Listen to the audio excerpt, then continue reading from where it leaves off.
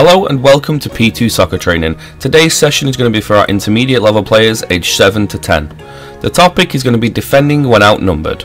To start with, for our warm-up in a 24 by 24 yard grid, half your players are going to have a ball and the other will not. Players with the ball will take a few touches before identifying a player to pass to, and once they release the ball, they will become the defender.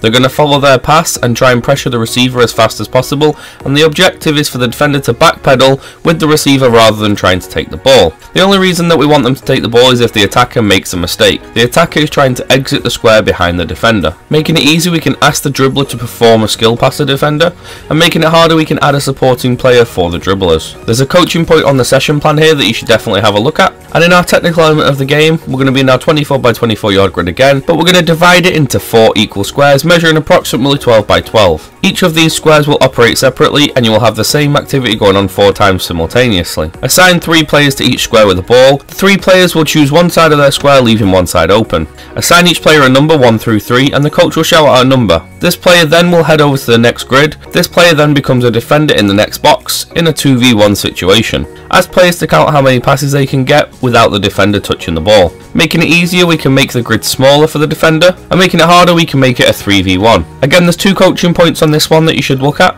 In our tactical element of the game, we're going to play on a 36 by 24 yard field. We're going to divide it into 3 equal rectangles. These are going to measure approximately 12 by 24. Divide your players into 3 teams and assign them a rectangle that they must stay inside. The players in the middle are the defenders to begin with, and you can play the ball to either team at the end. Instruct them to connect 5 passes, and then one member of the defending team may enter into the middle and try and steal the ball. If the team connects 5 passes, then they get a point. After they've connected 5 passes, they will play the ball to the other side, who will repeat the process. The central team cannot block the long pass in the middle. If they do not connect 5 passes, they will switch with the middle team, and they will then become the defenders. If we're going to make it easy, we can allow 2 defenders to chase the ball and allow the defenders to block the switch pass. Making it harder, we're going to take away the number of minimum passes so that the end teams can switch it straight away. There's 2 coaching points that you should definitely familiarise yourself with at this point. And in our final part of our session, it's game time. We're going to play a small-sided game, and we suggest playing 5v5 to try and keep all your players engaged.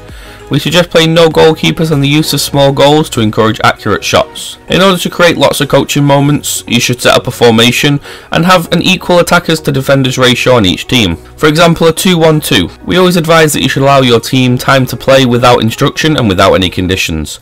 You're going to make it real, assign positions, set a formation, and help the players understand their roles within the game. There's a coaching summary on the session plan that you should familiarise yourself with.